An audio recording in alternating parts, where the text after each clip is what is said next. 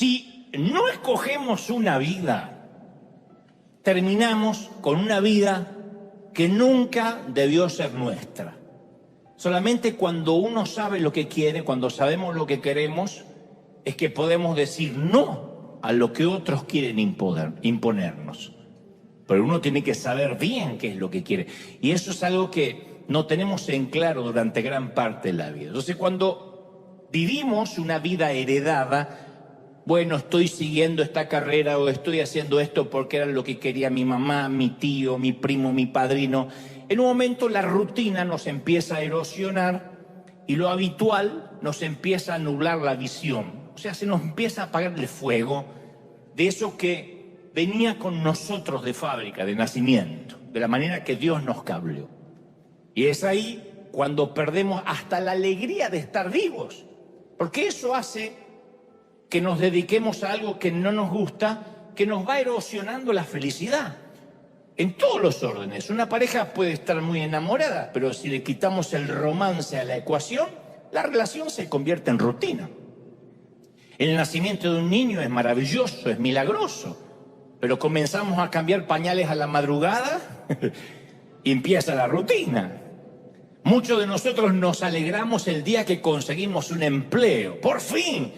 Pero después empieza la rutina y vivimos anhelando que llegue el fin de semana. Conozco un montón de gente que se arrastra de lunes a viernes o de lunes a sábado esperando el domingo. Entonces, uno de los peligros más grandes a los cuales nos enfrentamos cuando en la vida aprendemos el cómo hacerlo y nos olvidamos el por qué lo estamos haciendo. En todos los órdenes. Uno puede venir a la iglesia, sabe cómo venir, sabe cómo cantar, pero olvidó el por qué venía a la iglesia. Pasa en el empleo, pasa en una pareja, pasa con los hijos. O sea, aprendemos el cómo y olvidamos la razón, el por qué. Entonces, tendemos a pensar y actuar de acuerdo a un sistema de creencias heredadas, que aquí lo hemos hablado en muchas ocasiones, que se le llama predisposición heurística. Aunque suene medio raro el nombre, suene a una epidemia, pero es un tema psicológico, es un proceso cognoscitivo increíblemente complejo, pero que el resultado final es el embotamiento mental. Cuando uno hace las cosas sin pensar, vive sin pensar, respira sin pensar, va al trabajo sin pensar, cría hijos sin darse cuenta que está criando hijos. Entonces la vida rutinaria nos empieza a embotar la mente, a entumecer nuestros sentidos y vamos por la vida como arrastrando los pies. Yo no sé si vuestras madres le han dicho lo que la mía, ¡deja de arrastrar los pies! Porque uno en un momento en la vida pasa por la adolescencia como un mamut arrastrando los pies. Que uno lo haga de adolescente, al fin y al cabo uno lo corrige, pero de adulto, en una metáfora, en una hipérbole, que vivamos arrastrando los pies, es triste. O correteamos en una rueda como un hámster, trabajamos, sudamos para pagar gastos y nunca llegamos a nada, nunca alcanzamos eso que alguna vez nos propusimos alcanzar. Quizás piense, bueno, ok, Dante, pero la rutina paga los gastos. Está bien. Y tienen razón. Un trabajo digno no está mal. Uno tiene que trabajar para pagar los gastos. Uno no puede ser un hedonista que hace lo que le gusta y le pagan por hacer lo que le gusta siempre. A veces hay que trabajar, agachar el lomo y hacer lo que hay que hacer. Lo que estoy diciendo es que lo que nos termina hartando es la tiranía de lo conocido. Cuando el tengo que hacerlo reemplaza el quiero hacerlo. Aún aquí dentro de la congregación, de la iglesia, los que están de voluntarios y dice, oh, hoy toca, se le empieza a notar. Cuando el tengo que hacerlo reemplaza el quiero hacerlo. Entonces conozco a mucha gente que estudia, que trabaja, que se levanta todos los días sin rumbo. Y esto le ocurre desde el presidente de una empresa hasta el alumno, un pastor, a un cura, a un rabino, a la maestra, a la mamá que cocina todos los días.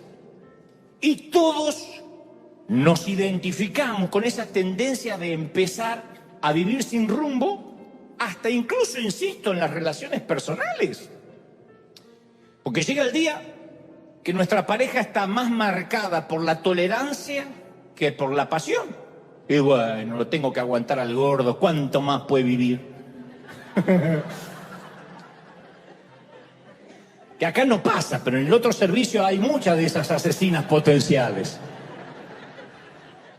Nos propusimos grabar recuerdos en nuestros hijos y la rutina de pronto nos hace hacer que los veamos criar o que los criemos mirando una pantalla. Entonces hay gente que ve a sus hijos, los ve crecer en la cama, porque cuando se van a la mañana están dormidos, cuando vuelven está dormido. Y un día nos damos cuenta que sucumbimos ante la mediocridad y la rutina de una vida que no queríamos, que no era lo que habíamos planificado. Entonces nos volvemos frustrados, irritables, y estamos hartos de ser quienes somos, porque no era la vida que habíamos planificado. Y lo irónico de esto es que muchos de nosotros seguimos anhelando un futuro distinto, un futuro nuevo, pero mientras nos aferramos al pasado, porque es lo único que conocemos. Queremos que Dios nos dé algo nuevo, todos decimos queremos que Dios nos dé algo nuevo, pero nunca permitimos que nos arrebate lo viejo. Entonces no podemos tomar lo nuevo si no dejamos lo viejo. Y si no somos conscientes de eso, nuestro futuro termina siendo una extensión de nuestro pasado, como un pasado que se alarga, en lugar de que sea algo diferente como lo habíamos soñado. Y nuestro pasado, lo que es aún peor, puede convertirse en una cárcel que perpetúa las creencias de los que nos criaron. Uno tiende a repetir las cosas de los padres que no queríamos repetir. Entonces, de algún modo, no sé si es intencional, creo que es más inconsciente, reproducimos la misma cultura con nosotros, con lo que nos rodean, de la manera en que nos criaron. Ustedes dicen, ¿está mal eso? Y si uno repite lo malo, sí. Lo engañoso del caso es que a veces nos pasamos la vida intentando no ser como nuestros padres. Que por una cuestión de buen gusto, no le voy a preguntar quién se pasa la vida intentando no ser como los padres. Pero lo cierto es que llegamos a ser como la persona que menos nos queríamos parecer. Esto es lo peor. Durante las terapias o durante las consejerías siempre surge la frase: yo juré que nunca iba a ser como esa persona que despreciaba, pero estoy dándome cuenta que estoy llegando a ser exactamente como esa persona. Y yo conozco esa lucha interior, porque en muchas ocasiones yo me propuse no ser como la peor versión de mi padre, que me dejó algunas cosas buenas y otras no tan buenas, no son para contar. Y yo me propuse no ser como él, pero a veces me asusto porque me veo actuando como él. Me escucho la voz y es la voz de mi papá. Ya bastante que tengo las manos de mi papá que se parecen más, pero a veces escucho que es la voz de mi papá y hasta digo frases que a mí me irritaban cuando me las decía. La famosa, vamos a ver. De acá al sábado puede pasar muchas cosas. Esa manía de no comprometerse como todo político que tienen los padres, ¿no? Hay una historia asombrosa en la Biblia que relata que Jacob estaba cansado de lidiar con su suegro, que era tramposo y canalla.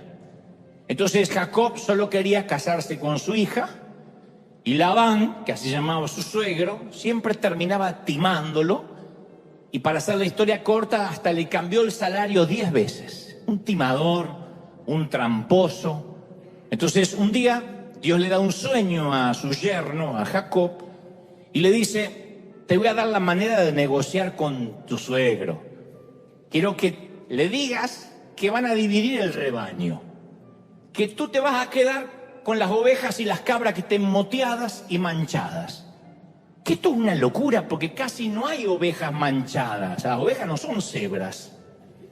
No hay muchas cabras manchadas. Como que... Pero aún así Dios le dice: tú te vas a quedar con las manchadas y que él se quede con todas las de un solo color. Un pésimo arreglo para Jacob, pero así se lo había dicho Dios. Porque entre el rebaño, insisto, y nacen muy pocas crías de varios colores. Así que el suegro, pillo y algo argentino, dicen los teólogos, aceptó de inmediato. Dice: claro, me fascina. Y Génesis 30:37 relata que por orden expresa de Dios, Jacob tomó unas varas verdes de álamo, de almendro, de plátano, le saca tiras de la corteza, descubre lo blanco de las varas y coloca las varas que había descortezado delante de los rebaños, pero en los abrevaderos, donde venían a beber. Y ahí es donde se apareaban también las muchachas y los muchachos. Y los rebaños bebían, miraban el palito que estaba así moteado y tenían crías rayadas, moteadas y manchadas. Yo estaba leyendo que algunos expertos afirman que Jacob, al quitar la corteza de las ramas, pudo haber expuesto alguna sustancia nutritiva del agua y eso hizo cambiar el color de los pelajes de las crías jóvenes al beber esa agua. Lo que sea, esto no es una lección de agricultura, es la manera que nosotros reproducimos nuestra manera de pensar o de actuar. El abrevadero es eso que siempre miramos como un referente, incluso a veces sin darnos cuenta. Proverbios 23:7 dice, porque cuál es su pensamiento en su corazón, así es él. Como uno piensa, es como uno actúa. No hay forma de ser diferente. Entonces a veces desperdiciamos un montón de energía intentando no ser alguien, no ser algo. Pero para no ser ese alguien o ese algo, incluso para poder evitarlo, tenemos que tenerlo enfrente nuestro. Uno dice, no quiero ser como mi madre. Para eso tienes que mirar a tu madre, para no imitarla. Entonces, si uno ve lo que no quiere ser, termina reproduciéndolo, igual que estas ovejitas y estas cabras. Esto explica por qué tanta gente que creció maltratado, de pronto de grande vuelve a maltratar a sus hijos, del mismo modo que sus padres usaron de él o de ella. Uno dice, pero ¿cómo puede ser que repita el patrón? Se prometieron nunca llegar a ser como sus padres y llegaron a ser exactamente como ellos. Me están mirando todos con ganas de suicidarse más a decir, a mí me está pasando, pero déjenme avanzar. Para empezar a sanarnos, tenemos que conocer cuál es el sistema de creencias que le damos sin querer. ¿Cuál es el sistema que viaja en nuestros genes, en nuestro entorno? Las investigaciones psicológicas afirman que el concepto que tenemos sobre nuestra vida es definido por un pequeño puñado de experiencias de nuestra infancia. Uno podría decir no, porque cuando llegamos a Dios todas las cosas son hechas nuevas, pero aún así los adultos de hoy somos los niños de ayer. Entonces el 99% de las experiencias se desvanecen en el abismo del subconsciente. Es mentira que uno dice, yo me acuerdo de toda mi niñez, tu abuela. Uno se acuerda el 1%. Si no, no habría lugar, no habría los suficientes gigas en el cerebro para almacenar toda una infancia. Y ese 1% es lo que nos define. Y manejar esos recuerdos es determinante. Porque somos la suma de lo que hemos sido, de lo que hemos hecho y las personas que hemos conocido. Eso somos hoy. Entonces, ¿cuáles son nuestros primeros recuerdos? ¿Qué nos viene a la mente? ¿Cuáles son los sucesos buenos, malos que marcaron nuestros años en la escuela primaria, en la secundaria, en la universidad? Porque si sufriste bullying, que en ese entonces no se decía bullying, se decía hacete hombre, te marca, ¿no? En el caso de una dama, aguántatela, pero te van marcando. ¿Cuáles son los primeros recuerdos? Entonces, lo que nos va a sorprender es la forma que esos sucesos aparentemente insignificantes le dan forma a nuestro sistema operativo subconsciente, hasta a la manera que vemos a Dios. La forma que fuimos creados, si no la sanamos, va a determinar hasta la forma que nos relacionamos con Dios. Y esos sucesos aparentemente superficiales determinan nuestra forma de ver la vida, de actuar. Entonces, la mayoría de las relaciones que nos drenan vienen a ser como una pierna con gangrena, que si uno no la amputa, la infección se extiende por todo el cuerpo hasta que se ennegrece el corazón. Y la gente que no tiene el valor de cortar aquello que sirvió para el pasado, al final termina perdiendo mucho más. Ustedes dicen, pero esto, ¿dónde me deja como cristiano con amor? No, uno sigue amando, eso no cambia. Yo estoy hablando de las relaciones que están arraigadas a experiencias pasadas, pero que no tienen futuro en común. A todo el mundo tenemos seguramente en casa un par de zapatos viejos que son comodísimos. Ay, estos zapatos, eso donde los dedos entran ahí, especialmente después que los tienes dentro de un taco, que dice liberen a Willy y los dedos salen ¡puf!, así buscando la libertad. Y uno se pone esos zapatos, pero tienen olor, y el olor a pata lo sienten todo menos el dueño. Tienen agujeros. Y no nos van a llevar lejos. Esas son las relaciones que a veces hay que cortar. Son cómodas, pero no van a llevar al futuro. Yo estando en Argentina construí muchas amistades que en su momento pensé que iban a ser para toda la vida. Como cuando uno va a la escuela primaria y tiene esos amigos de 12 años que dicen nos vamos a ver hasta que seamos grandes. Y después uno no se vuelve a ver más.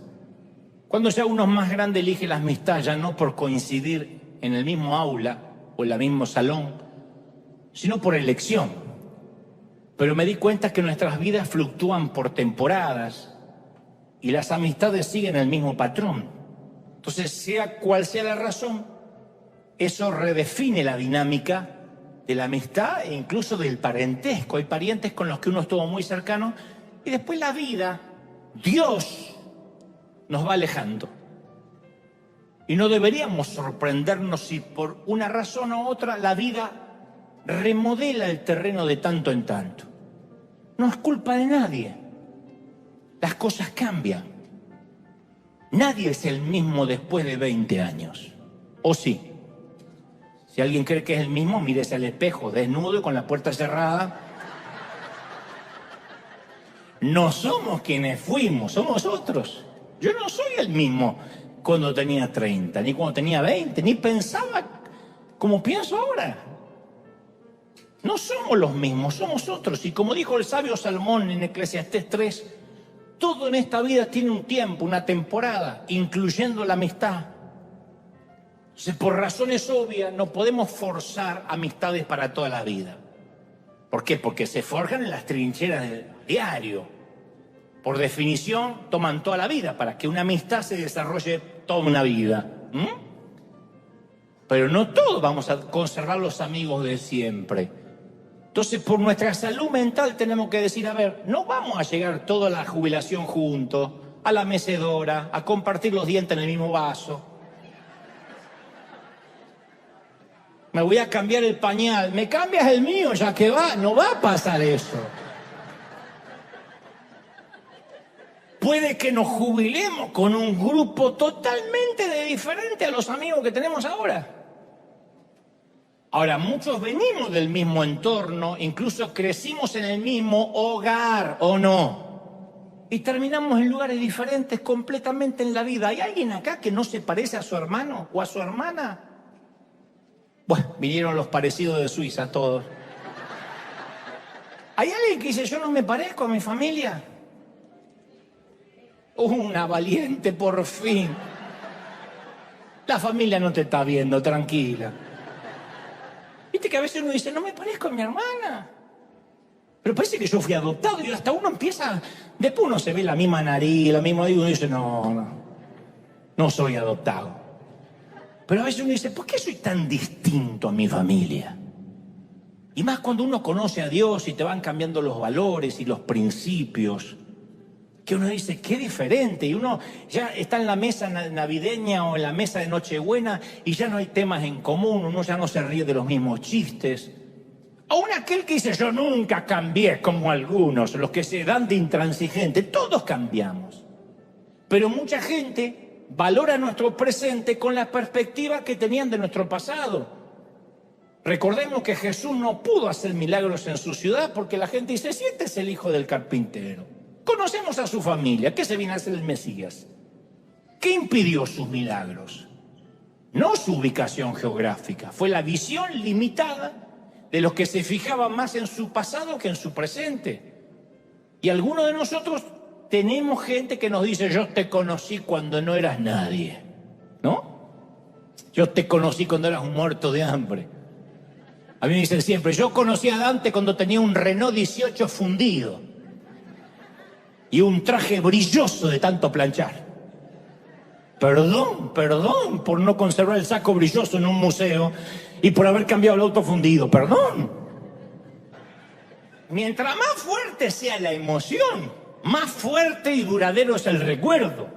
Entonces casi todos nuestros recuerdos a largo plazo están asociados con emociones muy intensas, positivas o negativas.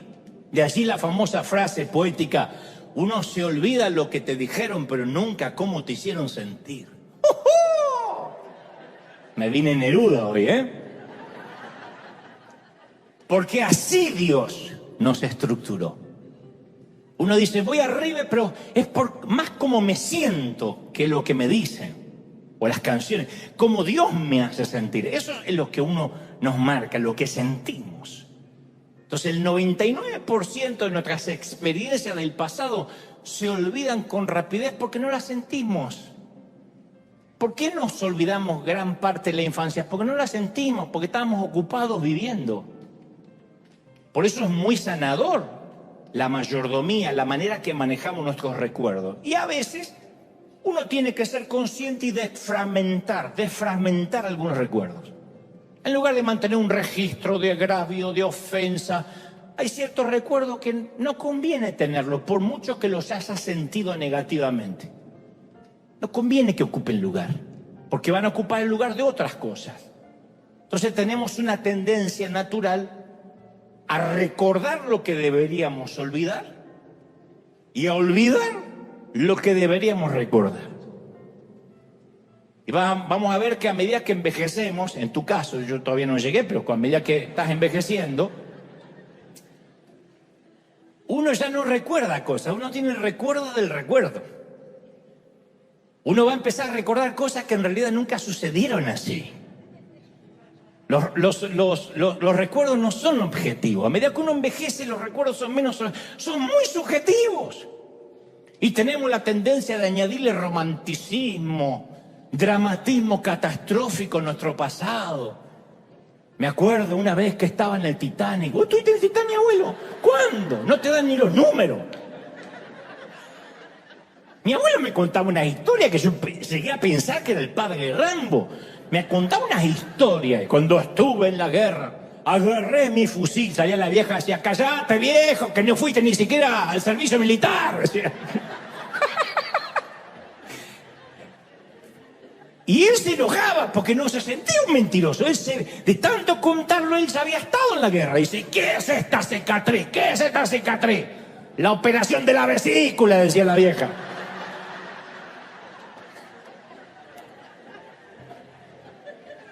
Entonces todos distorsionamos nuestros recuerdos a base de minimizar unos mientras ampliamos otros, los que nos conviene. Pero la manera, insisto, de manejar nuestros recuerdos va a determinar nuestra manera de ver a Dios y a ver la vida. Y hay quienes se les hace muy difícil borrar los malos recuerdos y eliminar la basura mental. Pero la gente nos juzga basado en lo que fuimos y no en lo que somos. Y mucho menos lo que podemos llegar a ser de la mano de Dios. Mucho menos. Entonces nos juzga por lo que nos conocen. Y esas relaciones nos mantienen aferrados a Tijuana. Y parte del lastre que resistimos de dejar y que nos llevamos al viaje de la vida, también es esa gente que ven dónde estás ahora, pero no se acuerdan todo lo que tuvieron, no saben lo que tuviste que hacer para estar donde estás ahora, o no tienen idea de tus procesos, de tus batallas. Ven una foto tuya en la casa y dicen, qué lindo en Yanquilandia, qué fácil. No saben que tuviste 8 trabajos para poder pagarla. La gente ve nuestra tierra prometida, pero nunca conocen, ni quieren conocer nuestros desiertos. Y nadie puede apreciar la magnitud de nuestro éxito si no ha visto la ferocidad de nuestras luchas. Y caramba, que la mayoría de los que están acá se han roto el lomo, han trabajado, han tenido que separarse de sus seres queridos, han tenido que renunciar a jugar con los chicos porque este es un país donde uno no se puede colgar del cable y tengo DirecTV gratis, me agarro el gas y me copio. Gloria al Señor por todo lo que me puedo colgar. Esto no pasa. Pasarán otras cosas, pero esa no. Y si uno se retrasa la renta o el alquiler un día, al otro día está SWAT sacándote. En nuestros países uno se puede quedar 7, 8, 10 años sin pagar. Porque simplemente no contestamos la puerta. Acá viene SWAT y se sacan inmediatamente o comenzaremos a disparar en la cabeza y uno tiene que ir. Pero te ven y dicen, ¡ay, qué fácil! A mí me dicen siempre, ¡qué fácil, Dante, que puede hacer muchas cosas! Pero claro, tiene los recursos. Y yo digo, ¿no será que tengo los recursos porque siempre hice muchas cosas? ¿No será que trabajé? ¿No será que me forcé, que le creí a Dios? Porque yo también nací en el mismo Tijuana y sin recursos. Cuando yo nací en San Martín, Buenos Aires, y nací, no le dijeron a mi mamá, señora, le acaba de nacer un hijo con recursos.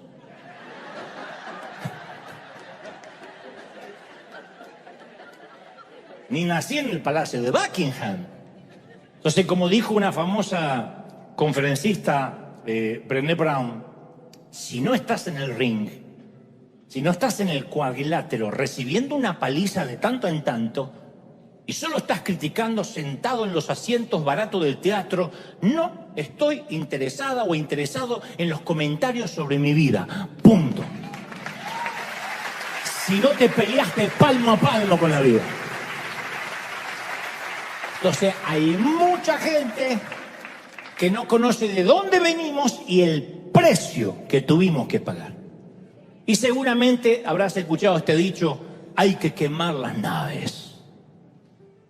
A un gran conquistador hace mucho tiempo iba a enviar a sus tropas contra un enemigo poderoso cuyos hombres le eran mayor en número, embarcó a sus soldados, navegó hacia el país enemigo, desembarcó y dio la orden que queme las naves o los barcos que lo habían llevado hasta ahí.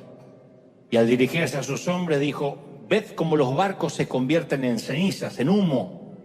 Esto significa que no podemos dejar estas playas a menos que ganemos. No es retirada, o vencemos o morimos. Ese gran conquistador fue Hernán Cortés y la gran batalla fue la conquista de México. O sea, prendió fuego lo que podía ser una opción de retirada. Le sucedió a Israel al salir de Egipto. Si la esclavitud sigue siendo una opción, siempre vamos a regresar. Yo le decía hace poco a una misionera, si te vas a misionar, tienes que desempacar completamente. Aquel que va, abre la maleta y va picoteando así, saca un calzón y saca una cosa y vuelve a poner un calzón sucio, saca uno limpio, es porque sabe que se va a ir. Pero aquel que pone todo en los cajones porque sabe que se va a quedar, la opción de que si las cosas se ponen mal me voy, es lo que hace que no tengamos raíces en nada. Imagínate un marido que se casa así, y yo me caso, si a los 3 meses estás una loca, yo me voy, o viceversa. Entonces, si siempre hay una forma de retirada, vamos a ser esclavos. ¿Cómo lo llamamos? Seguridad, comodidad, plan B. Pero yo lo llamo el viejo Tijuana. Kansas. Israel tuvo 370 años atado a la esclavitud. Grandes en cuerpo, débiles en espíritu para resistir. Lo más difícil es dejar las creencias. Quitarnos el perno del entorno, de las cosas. Y eso no le corresponde a Dios, ¿eh? El peso hay que despojárselo. Uno no puede decir, Señor, quítame el peso. Quítatelo vos. Sácame de las redes sociales. Sácala vos las redes, lo saca Dios.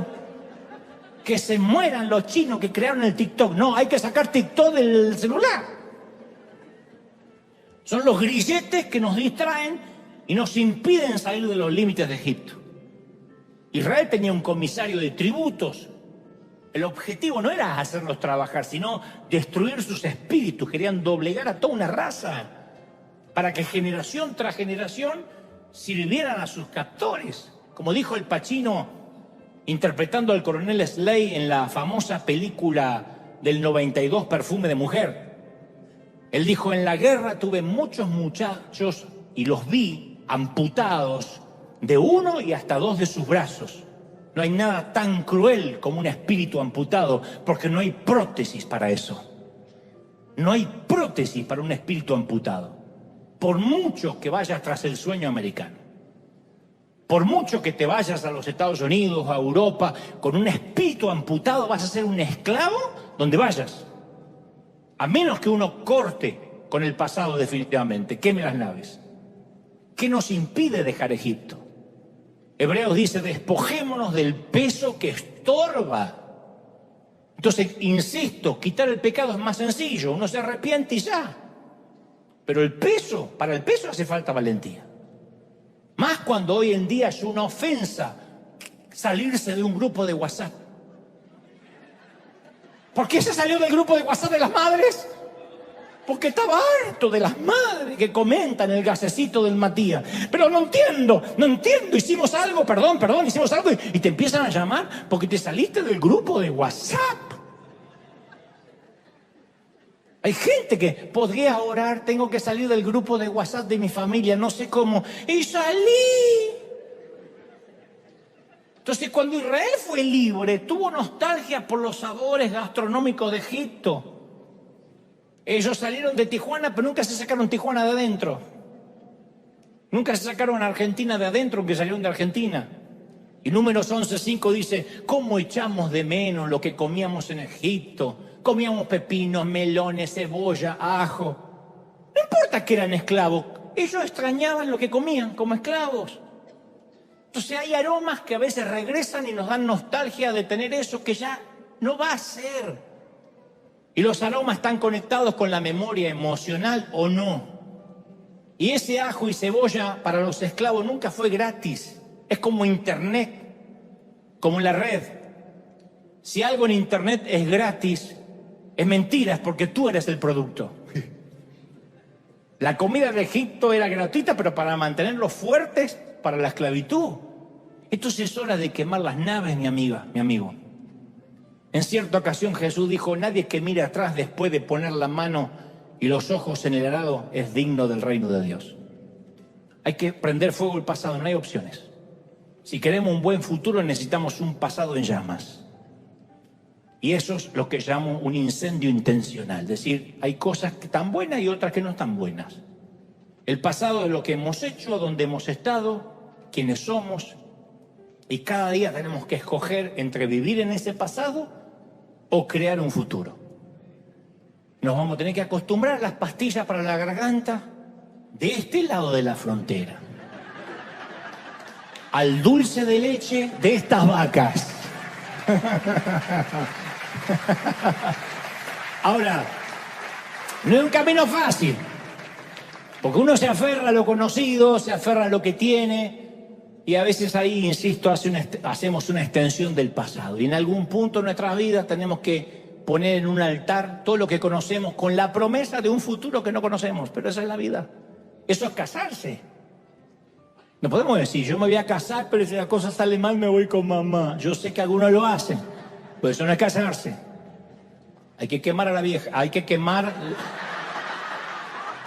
lo viejo. Dicho esto, yo no te voy a mentir. Hay dolores de la infancia que nunca se van.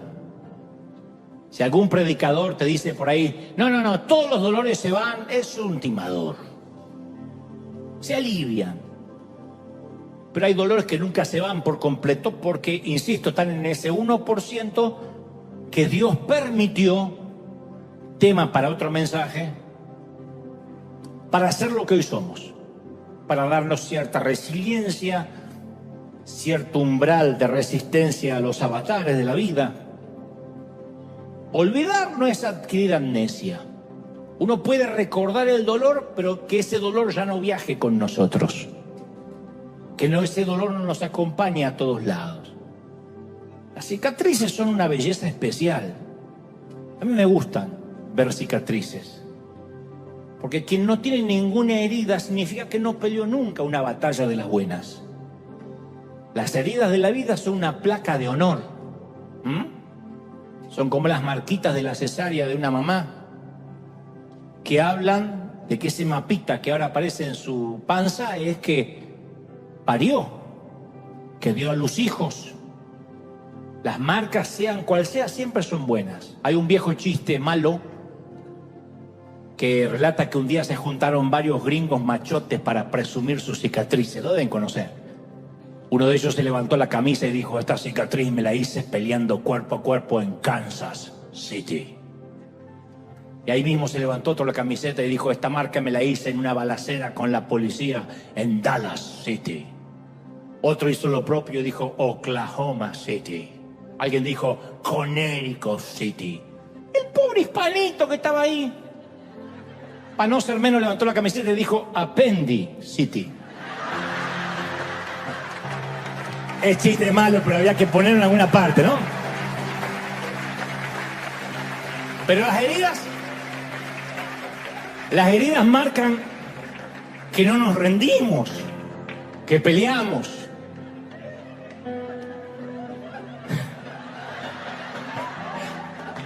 No era el momento, lo sé. Lo que trato de decir es que una vez que sacamos el aguijón, la sanidad es inevitable. Entonces no tenemos que pasarnos la vida tratando de no parecernos a alguien, de no repetir el patrón de los padres, sino más bien podemos dejar que Dios redima nuestro pasado y haga algo con esas cenizas. Hace más de 100 años, unos pescadores estaban cenando al lado del mar de Escocia, intercambiando anécdotas de pesca.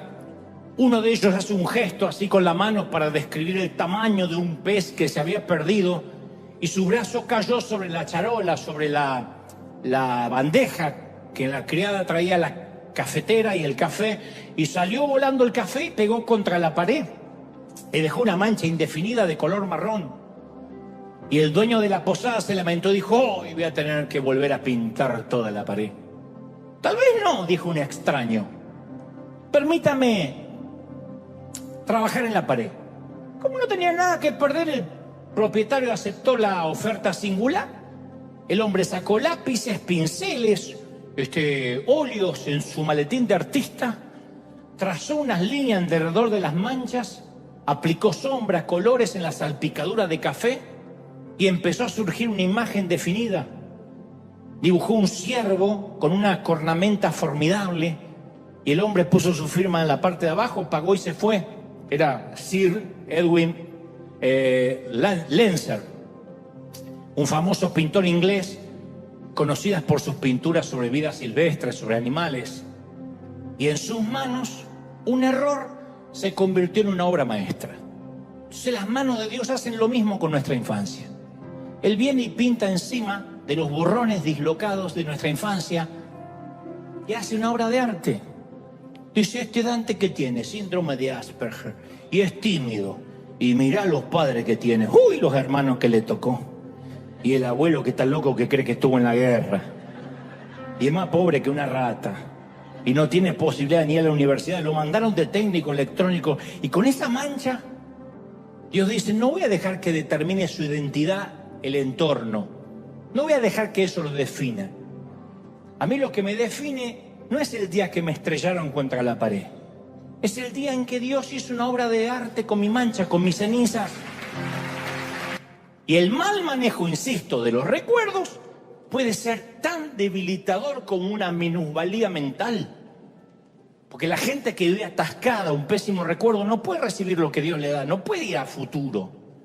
Yo una vez te conté que El Mago de Oz fue una película estrenada en 1939, que seguramente trabajó ahí mi abuelo, que sigue siendo un clásico del cine mundial.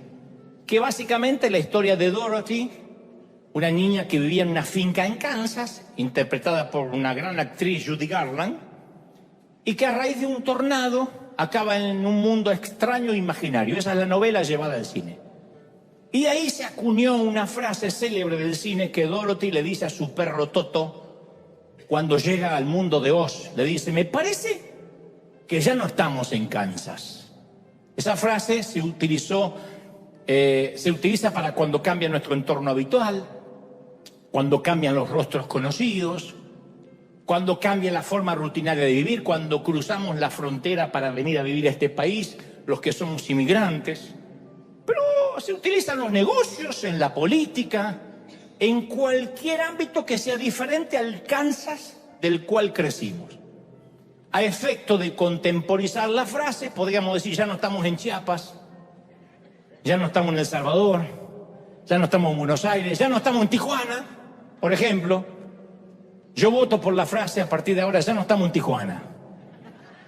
Yo sé que no nacieron en Tijuana, todos, pero por lo general nos atrae lo que conocemos. Así que yo voto por decir, para que no sea tan gringa la frase, ya no estamos en Tijuana. El día que ustedes predican, pongan Buenos Aires o el ejemplo que quieran. Ahora, existen los barrios para chinos, para hispanos, para gente de color, para gente pobre, para gente rica. Hasta un famoso predicador americano allá en los 80 intentó hacer un barrio privado solo para cristianos. Porque lo seguro, como dije una vez, lo limitado nos hace sentir tranquilos. Es una aldea controlada por lo que conocemos. Y la mente estrecha nos dice que no hay más nada allá, más allá de la jurisdicción de Tijuana, que no hay más nada allá de Buenos Aires. Entonces vivimos nuestra propia pecera con problemas familiares agotadores que nunca se terminan y nunca podemos ver el futuro porque nos empieza a envolver la rutina de las creencias. Yo digo, ¿no habrá un momento en la vida que Dios quiere que renegociemos aquello que nos preocupa y aquello que vamos a partir de ahora a dejar pasar por alto? ¿Por qué hay gente que pasa días enteros sumergidos en asuntos familiares insignificantes? Yo sé que algunos dicen, sí, a mí me pasa, a todos nos pasa. Yo estoy consciente que hay algunas turbulencias en la vida, algunas pruebas que no las podemos ignorar. Enfermedades terminales, alguna minusvalía, etc. Pero muchas otras son lastres que arrastramos del viejo Tijuana.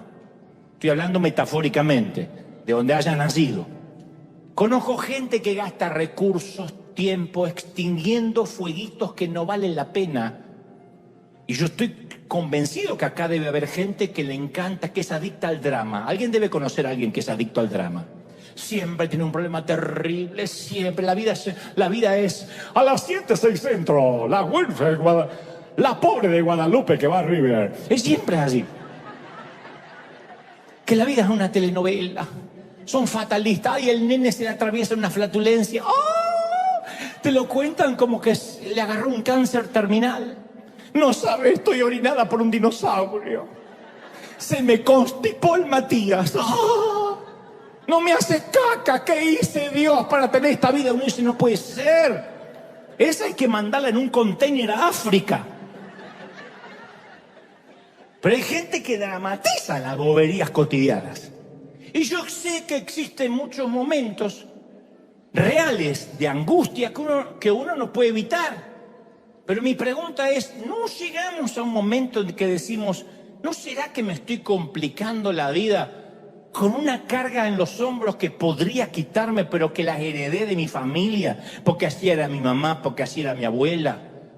El escritor de los Hebreos, capítulo 12, versículo 1, dice, por tanto, despojémonos de todo peso y del pecado que nos asedia y corramos con paciencia la carrera que tenemos por delante. El domingo pasado yo hablaba del pecado. Uno dice, pecado que confieso, pecado que desaparece. Lo más difícil es confesar el peso, las distracciones, que no llegan a ser un pecado capital, pero que nos distraen. Son los asuntos grasos de la vida. Es la basura que nos inflama. Si uno quiere adelgazar en este país, tiene que cortar el gluten, las harinas y todo lo que inflama, todos los aditivos, el azúcar. Casi nadie engorda por comer comida sana. Lo no saludable es lo que nos inflama. Y en la vida pasa igual, hay cosas que nos inflaman, no nos nutren, no nos alimenta, pero nos drena, nos vampiriza, nos carga. Y son cosas que heredamos de nuestros padres.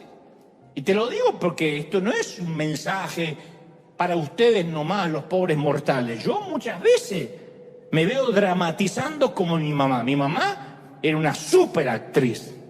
Glenn Close, Michelle Pfeiffer no existían, eran un frijol al lado de mi mamá. Entonces a veces yo tiendo a dramatizar porque viaja conmigo. Yo me acuerdo siempre de la casa de mi abuela Ana, que tenía la casa repleta de cosas que parecían que habían sobrevivido a la Segunda Guerra. De ahí la locura de mi abuelo, que veía las cosas y pensaba que había estado en la guerra.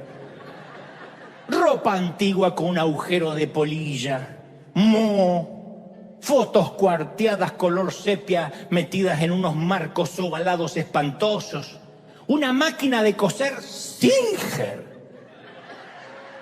Si alguna acá sabe lo que es una máquina de coser Singer, tienes que hacerte una colonoscopía una vez por año, llegaste a la edad. Esa con el pedal abajo. Un lavarropa que hacía un ruido de tractor, interferían los aviones que pasaban por encima. Así.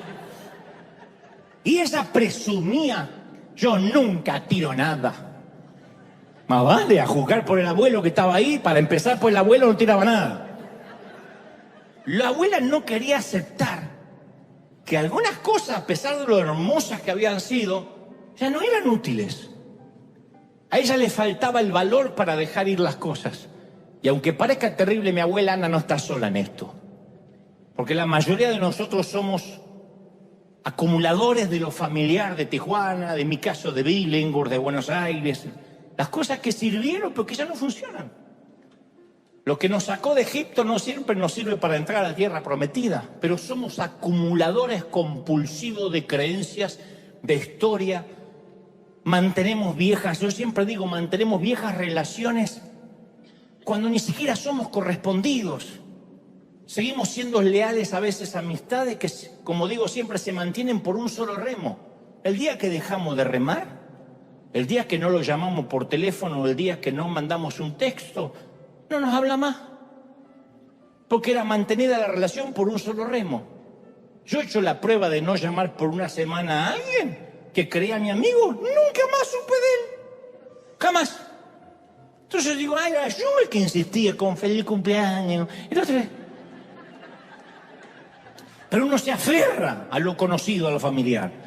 Hay gente que usa hasta el mismo producto de una marca, el mismo, no consigo esa marca, no consigo. Pero no es que está buscando la marca de plutonio. No consigo el supositorio que yo usaba en El Salvador. De verdad. Y no se ría porque yo conozco gente de acá que se va hasta Tijuana, 4 horas de fila ida y vuelta para comprar unos caramelos para la garganta que los gringos no saben hacer. De verdad. Porque no es que dice, la insulina de allá es mejor. No, me fui a comprar unos caramelos que los venden en la farmacia de allá. O sea, acá pudieron mandar un cohete a la luna, pero no pueden hacer caramelo para la garganta. Y argentinos también. Yo me traigo el dulce de leche de Argentina porque las vacas de acá no saben hacer ese tipo de dulce.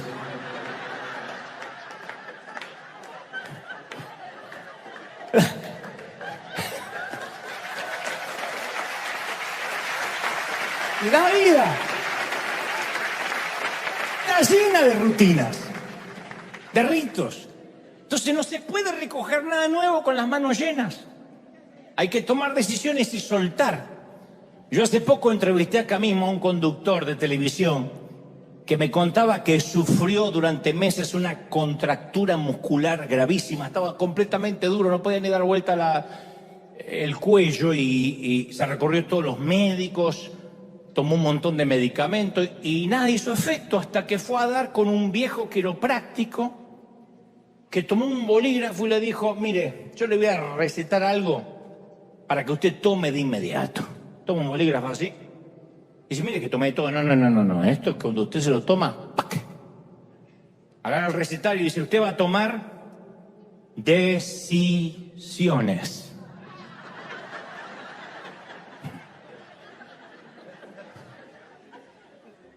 Y dice, ¿qué te puede decir? No, ni idea, mi amigo. Eso lo sabrá usted.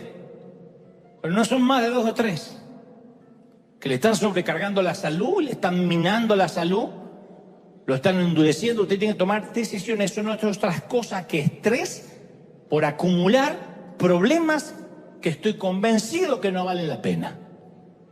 Entonces hay un momento donde tiene que hacer un ejercicio de elecciones y prioridades. Eso es tener sabiduría o envejecer con dignidad. Prioridades. Lo que cambian son las prioridades. Los gustos no cambian, cambian las prioridades. Entonces hay que hacer espacio para algunos problemas que merecen nuestra atención y otros que son un lastre innecesario. Uno habla del pecado e inmediatamente todo el mundo se identifica. Uy, la lujuria, la envidia, los celos. Ahora uno habla del lastre y dice, bueno, el peso, ¿qué es el peso? Y el peso es todo lo que distrae. Los aviones no vuelan sin comprobar el peso de su carga. Porque si no vuelan demasiado alto, gastan más gasolina. Entonces, cuanto más alto uno decida volar, menos peso podemos transportar, y esto equivale para la vida. Uno de los principios de la sabiduría es elegir qué batalla vamos a pelear y qué definitivamente va a volar fuera de nuestro radar. En esto no me voy a meter. Hay problemas que no nos competen y sin embargo es como que hay gente que se levanta a la mañana y dice, no tengo problema, ¿dónde puedo conseguir uno? Y van y buscan. Y una vez te dije, ¿qué parte del peso que arrastramos de nuestro Tijuana es la que hay que dejar? A veces es una deuda emocional, que los hispanos tenemos mucho, ese famoso síndrome que yo hablo siempre de te estaré siempre agradecido, que suena noble. Caramba, que acá siempre hablamos de la honra. Pero nunca olvidemos que la herramienta es solo una herramienta. Uno le agradece al martillo, no le rinde homenaje. Entonces hay que honrar a quien nos bendijo, pero en algún momento hay que decir, bueno, ya está, suficiente. Cuando uno termina de pagar una hipoteca o un préstamo, el banco no tiene por qué volvernos a llamar, ya pagué. Y hasta algunos nos hacen sentir hasta la obligación moral que si nos va bien lo tenemos que repartir con ellos. Si te va tan bien, ¿por qué no dejas algo? Porque trabajé, me partí el lomo, porque Dios me bendijo, porque soy un dador, etcétera. Por eso insisto, para que Dios nos pueda llegar al futuro, nos pueda llevar, tenemos que reconocer que ciertas relaciones fueron muy buenas para el viejo Tijuana, para el viejo Buenos Aires, para el viejo México, pero no para el sitio donde vamos.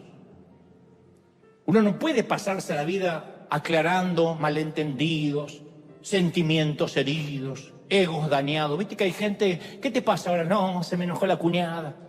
Y ahora se me enojó el compadre, y ahora se me enojó. Y siempre está aclarando y aclarando y aclarando. Hasta que un día uno se cansa de aclarar. Y a medida que uno va creciendo, estamos obligados a refinanciar ciertas relaciones. Refinanciar, como un préstamo. Esto incluye a nuestros padres. Uno los sigue amando, pero hay que refinanciar. No sé el caso de ustedes, pero en el otro servicio hay muchos hijos de madres psicopateadoras. Uno tiene que refinanciar la relación con los hermanos de sangre, no dejar de amarlos, refinanciar. Decir, no, hasta acá. Porque uno es el que maneja su propio presupuesto emocional, no me lo manejan los demás. Tú no permitirías que alguien te maneje tu presupuesto financiero. ¿Y por qué alguien maneja tus emociones? Alguien te dice algo, deja de decirte algo y ya tus emociones se desequilibraron. ¿De verdad el poder lo va a tener otro? Entonces a mí esto me resolvió la vida. Jamás, y esto no es anticristiano ni antiamor, pero jamás llames, jamás escribas o hables con alguien motivado por la culpa. Nunca. Ay, no lo llamé por el cumple, se me va a armar un lío. Ay, qué invento. Mejor lo llamo a fulanito por el día del amigo para que no se ofenda. Si se ofende no es amigo. Si se ofende no es amigo. Ese no te va a visitar a la cárcel cuando te metan preso por no pagar los impuestos salariales. Una metáfora, no se rían tanto, una metáfora. Ay, debería escribirle a Mengano, porque si no, Mengano va a pensar que no le importo. Que piense lo que quiera, el verdadero amigo va a estar ahí. Si él no es por amor y es por culpa, no sirve, drena, vampiriza. En cambio, cuando uno hace las cosas con el amor, se percibe. Entonces, nunca hay que permitir que sentimientos de otras personas manipulen nuestras decisiones. No negociamos con terroristas emocionales. No se negocia con terroristas. Y apenas descubras una terrorista, puede ser cualquier pariente. Pero llegamos a cierta edad donde es vital hacer un inventario emocional y decidir qué voy a refinanciar. Eso es lo que yo me regalé cuando cumplí 50 años. Cuando vaya a cumplir 50 años. Voy a refinanciar. No se puede ir por la vida siempre pagando los mismos intereses leoninos. Aunque el pasado te llama, el futuro es formidable, gente. Dale un aplauso grande al rey. ¡Esa!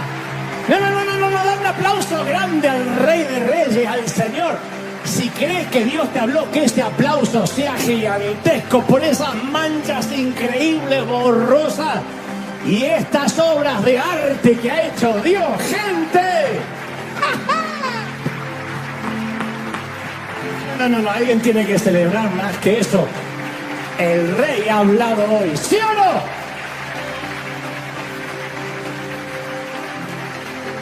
Esto es maravilloso.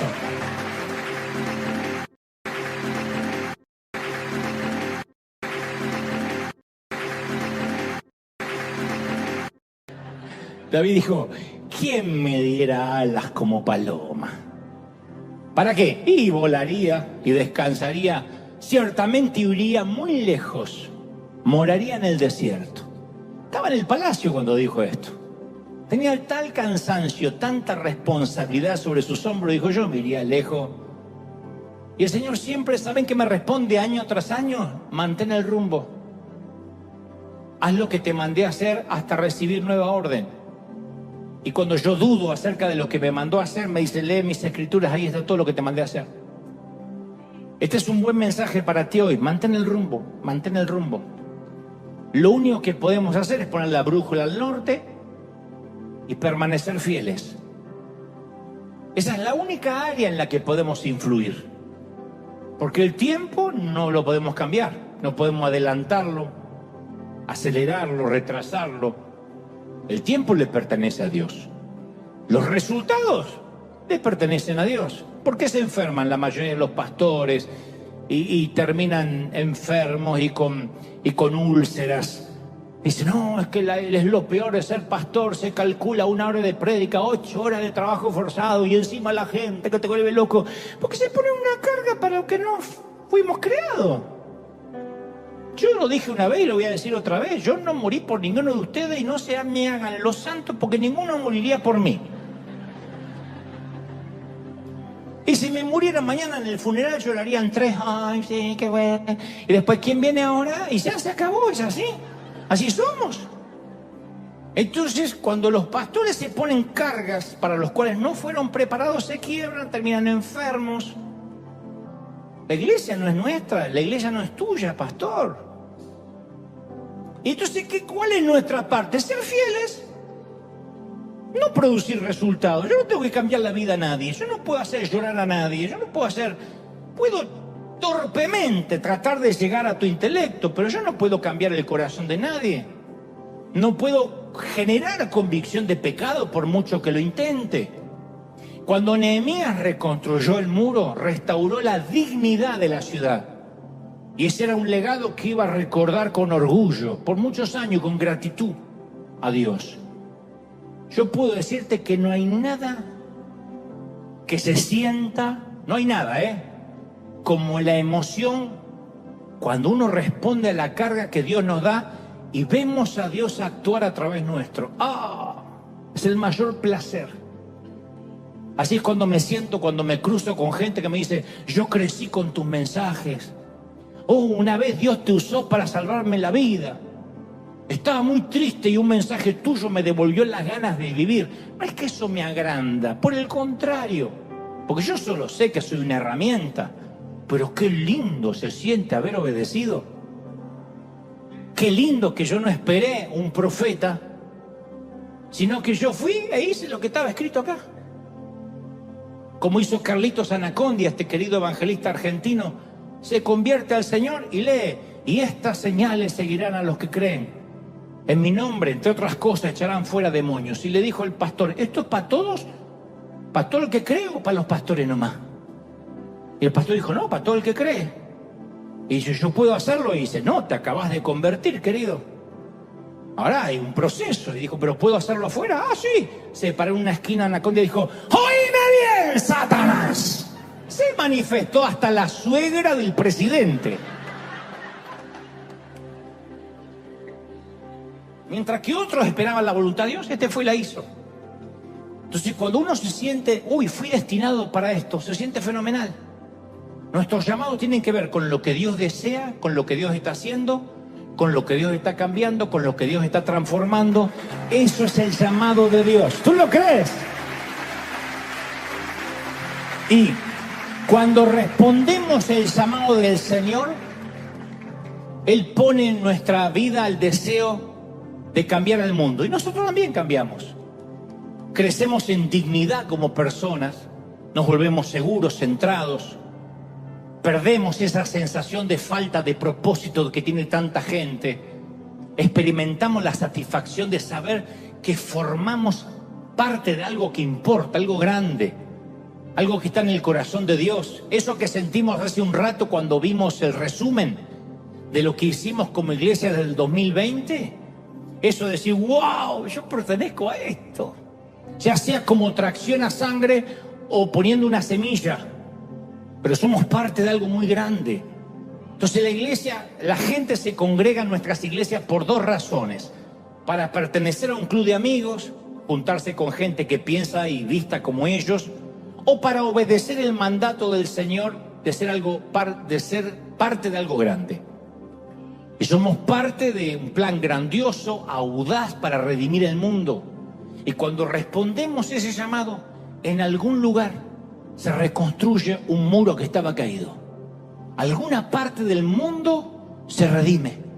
Así que, por favor, si estás aquí o en casa y eres de los que estás entre los que cada fin de año toma resoluciones, hace listas y le gusta hacer planes, yo tengo esta palabra.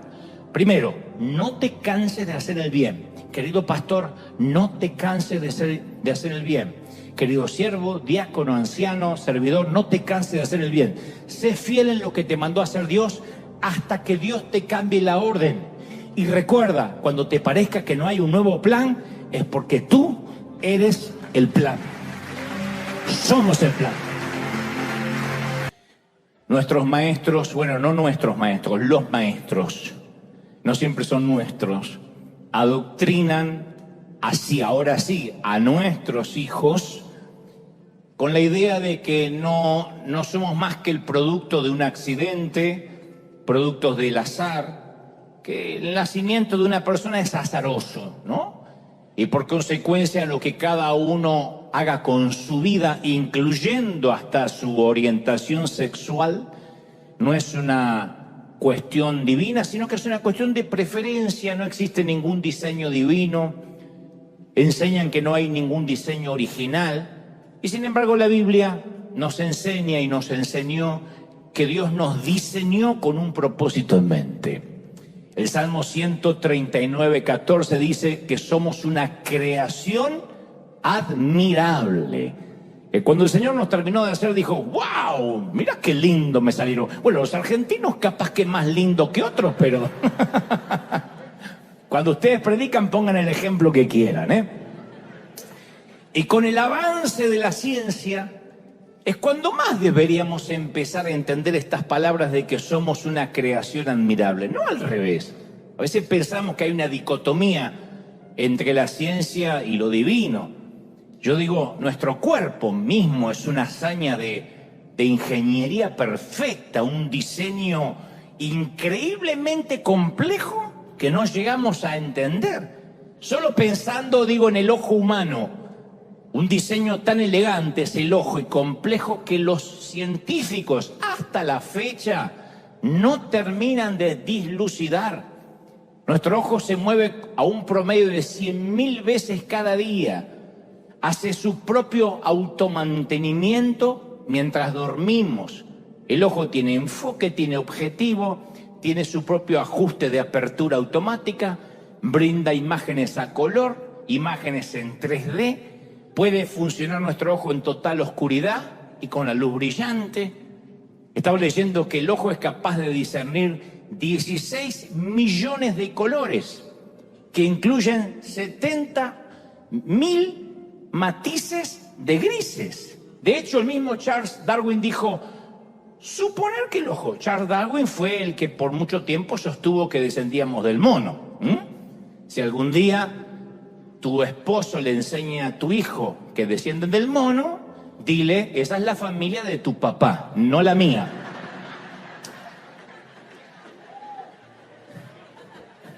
Charles Darwin dijo, suponer que el ojo, con sus mecanismos de ajuste focal, de luz, de corrección, de defectos cromáticos y esféricos, se formó de la evolución natural, lo debo confesar, es el absurdo más absoluto, solo del ojo. Ni hablar de nuestra piel, que un solo centímetro cuadrado de nuestra piel tiene 3.000 células sensoriales, 12 sensores de dolor, 200 sensores al calor, 700 glándulas sudoríparas, 1 metro de vasos sanguíneos, 3 millones de células. Estás diciendo, yo no sabía que tenía todo eso encima. 4 metros de nervios que envían al cerebro mensajes a una velocidad de 320 kilómetros por hora. Nuestro cerebro pesa 1,5 kilos. Algunos pesan más, algunos pesan menos, pero 1,5 kilos. Y contiene 12.000 millones de células, que cada una está conectada con 10.000 células cerebrales más, lo cual implica 120 billones, como decía mi maestra, con V de vaca larga. Billones de conexiones. Nuestras moléculas de ADN contienen la información más detallada de todo el universo. Entonces, y por supuesto no estoy hablando de la maravillosa teoría de las maravillas de la gravedad o el sistema solar o el perfecto equilibrio entre el nitrógeno y el oxígeno de la atmósfera que hace posible la vida terrestre.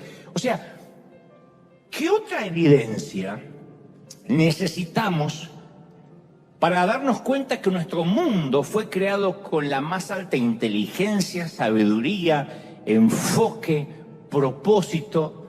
No hay una sola persona en base a esto que haya sido creada como accidente o como producto del azar o el producto de un simple encuentro sexual entre dos personas.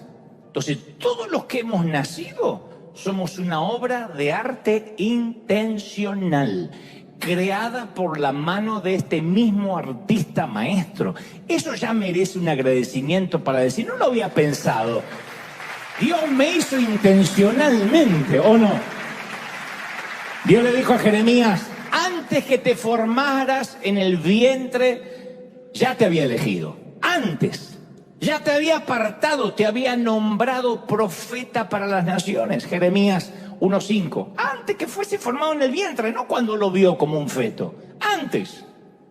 El Salmo 139:15 grafica las palabras de David que dice, mis huesos no te fueron desconocidos. Cuando en lo más recóndito del vientre de mi madre yo era formado, cuando en lo más profundo de la tierra yo era entretejido, tus ojos vieron mi cuerpo en gestación. O sea que las primeras ecografías fueron un invento del Señor. Todo estaba escrito en tu libro, dice David. Se estaban diseñando aunque no existía uno solo de ellos. Ni uno de mis días existía y tú ya los estabas diseñando. Entonces, Dios llamó profeta a Jeremías antes que naciera. Llamó predecesor a Juan el Bautista antes de que naciera. Llamó libertador a Sansón antes de que naciera. Y a mí no se me ocurre un mejor ejemplo de cómo Dios nos va revelando para qué. Yo no estoy diciendo que no haya veces son legítimas para esperar en el Señor. Pero la mayoría de las veces que decimos estoy esperando en el Señor es una excusa, especialmente cuando ya sabemos lo que tenemos que hacer. El Señor no dijo, vayan y anuncien, pero igual esperen a que yo le diga cuándo es el tiempo, Vayan y anuncien, pero siempre esperen una reconfirmación, porque a lo mejor yo estoy medio con un desfase hormonal y cambio de opinión. Cuando los israelitas tenían que cruzar el Mar Rojo y los egipcios venían atrás, pisándole los talones, se quejan con Moisés. Moisés ora y Dios dice esta famosa frase que no es muy conocida, pero está en las Escrituras. Le dice, Moisés, ¿por qué clamas a mí? Dan ganas de decirle, ¿y a quién otro voy a orar? Pero lo que es una pregunta retórica la de Dios. Dice, ¿por qué clamas a mí? Dile a los hijos que marchen. ¿No nos han dicho los padres alguna vez eso? ¿Qué me venías a decir a mí? ¡Limpia tu cuarto! Esto es lo que Dios dice. ¿Qué me vienes a orar a mí, Moisés? Hablas como un padre. Dile a los hijos de Israel que marchen. Pero está el Mar Rojo y que marchen. ¿Por qué clamas a mí pidiendo mi voluntad? Dice hoy el Señor. Cuando ya te di hace años las órdenes para actuar y marchar. La gente que dice que yo todavía no tengo un plan, porque ya Dios no te va a repetir la misma orden. Yo soy, y muchos de ustedes son jefes o tienen gente a cargo, somos personas injustas, y aún así no nos gusta repetir las órdenes. Especialmente si somos pragmáticos, claros. Cuando yo puedo repetir una orden que dice, perdón, tal vez Dante no te explicaste bien, y me explico mejor, porque puede que sea, le doy el beneficio de la duda. No obstante, cuando ya di la orden de manera clara, y el tipo se queda ahí, el empleado no hace lo que le digo que tenga que hacer, tiene un problemita más grave, ¿no? Otra excusa muy creativa es, no, yo te entiendo, pero lo que quiero es, no quiero adelantarme a Dios. Yo me imagino a Dios diciéndole a Gabriel, este tipo es demasiado rápido. Me cuesta seguir el ritmo. Me distraigo un poquito y el tipo se me adelanta. No quiero adelantarme a Dios.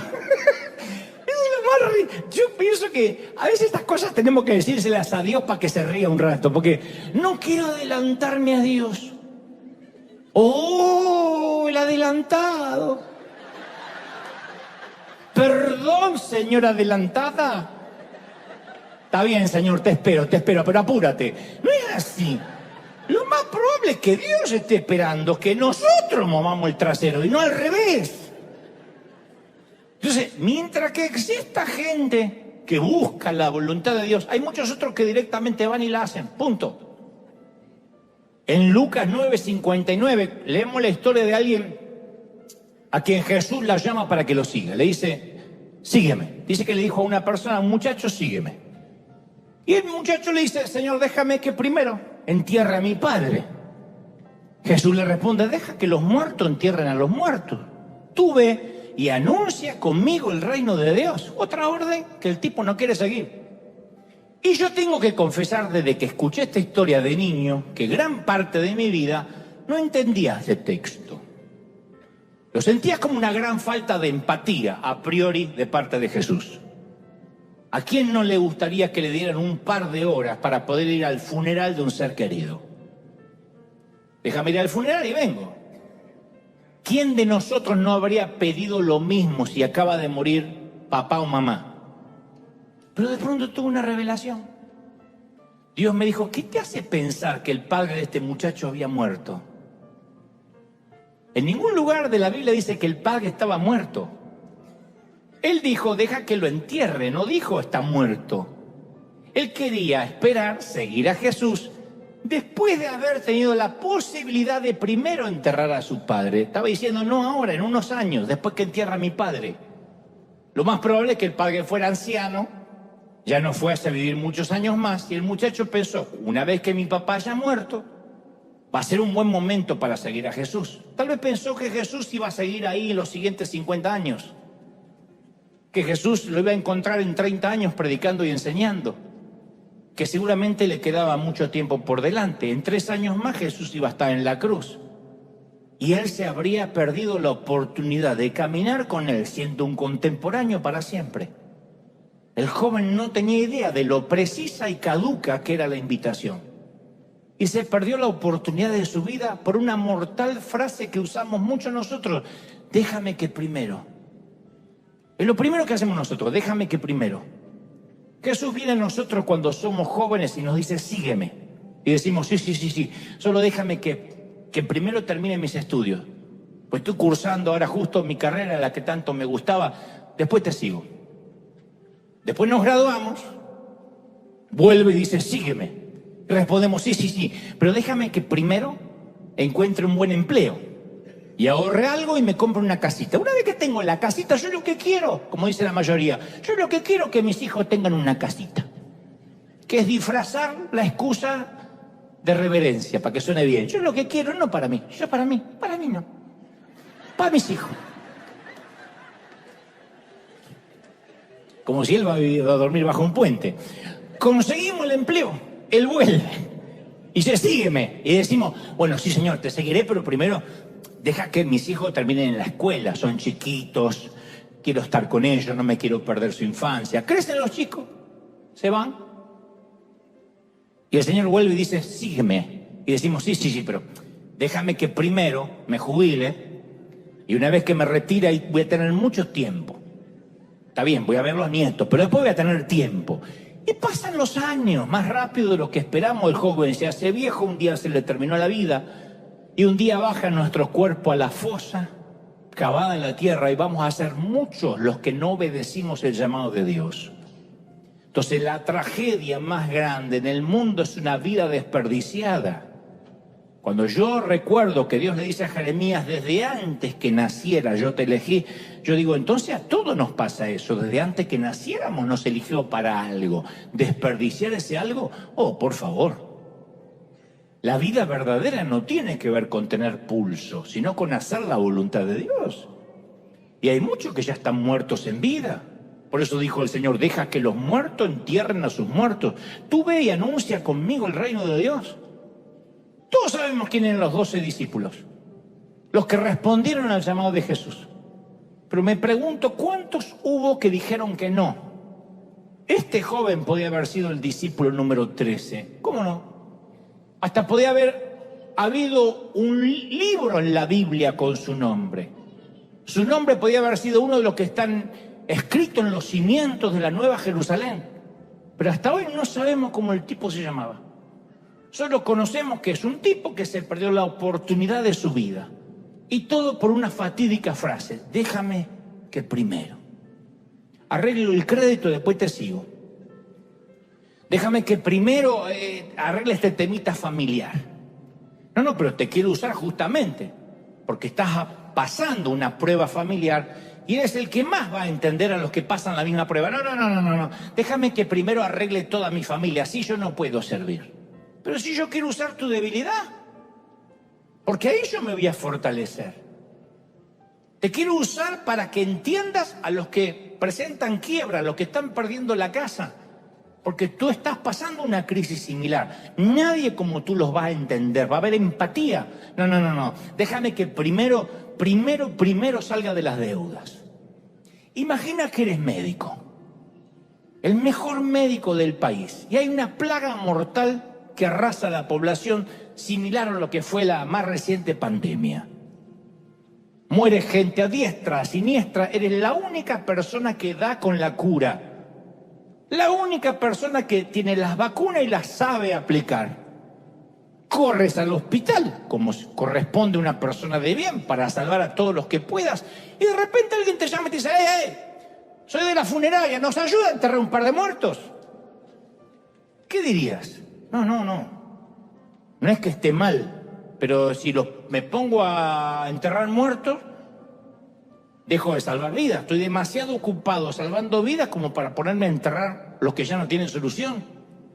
Entonces cuando Jesús llama nos está diciendo, respóndeme ahora, no, respóndeme el llamado en algún momento del año. El Señor dice, se trata de salvar vidas.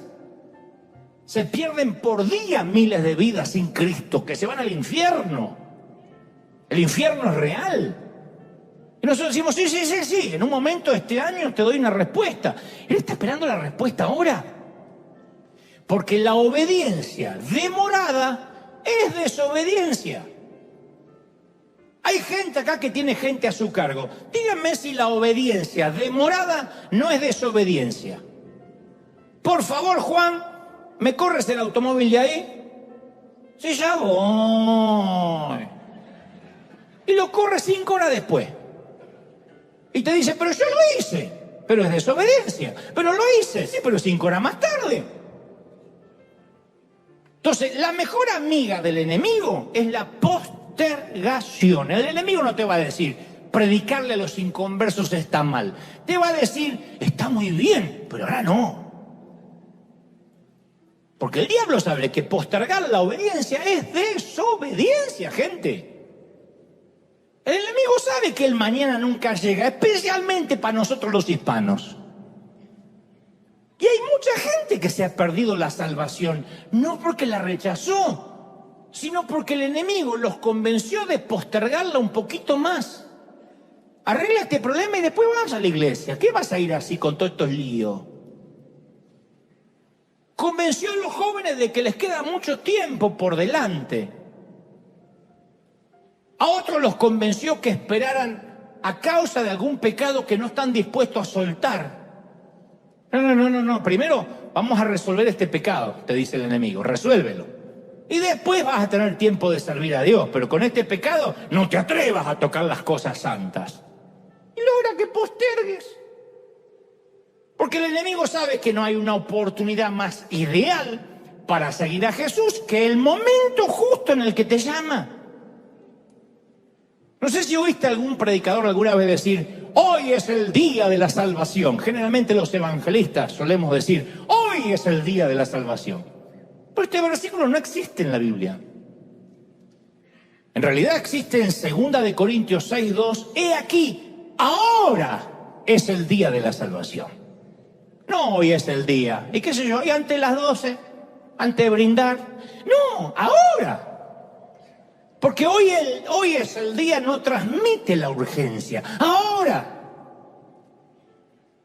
Entonces, si alguien se está ahogando, no necesita que lo rescaten en algún momento del día de hoy. ¡Me hago! Ya va. Tenemos hasta las 12. No, ahora. Entonces, cuando Jesús llama, no está diciendo, respóndeme el llamado en algún momento de hoy. En algún mes del próximo 2024 respóndeme el llamado, ¿sí? Yo igual te dejo la llamada abierta. No. Él está esperando nuestra respuesta ahora. ¿Sí o no? Me está mirando diciendo, bueno, lo voy a pensar. ¡No! ¡Ahora!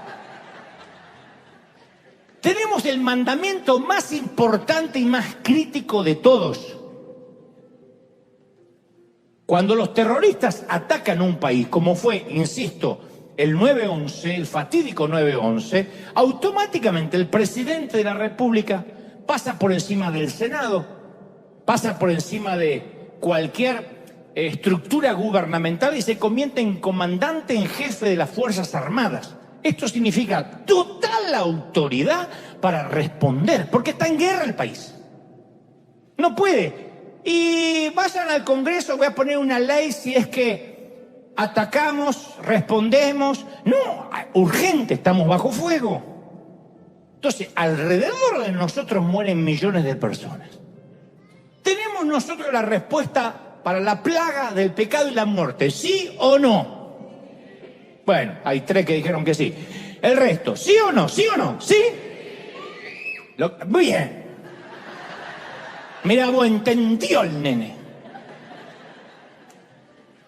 Hay muchísimas buenas causas que requieren nuestra atención, pero hay ninguna más importante que el llamado a predicar el Evangelio. Entonces tenemos que dejar que los demás hagan las cosas buenas mientras nosotros nos concentramos en la más importante de todas, que es ganar almas. No estamos llamados a sepultar los muertos, estamos llamados a resucitar a los muertos, a dar vida, a liberar de la cautividad, a traer la salvación. Ahora es el día de la salvación, ¿sí o no? En el último ADN le dije a los voluntarios, el que hicimos por streaming, le dije, yo llevo años metidos en la iglesia. Y te puedo asegurar que yo no me metí en esto para bautizar a los hijos de los creyentes, que van creciendo, casar a unos cuantos más, oficiar un par de funerales. Yo estoy en esto por la gran comisión, es lo que a mí me fascinó a los 7, 8 años de edad. Cuando estuve en una campaña de Gigi Ávila y lo veía predicar en un estadio llamado Atlanta, en Buenos Aires. Y yo dije, si algún día Dios, no sé, me da el privilegio de prestarme los oídos de la gente, todo el ministerio va a girar hasta el último día en salvar gente. Y en River todo lo que hacemos está conectado con un alma. El evangelismo es parte de nuestro manual de estilo. No somos una iglesia de grupos pequeños, o fundamentado en estudios bíblicos o llena de actividades internas. No somos una iglesia que genera música novedosa.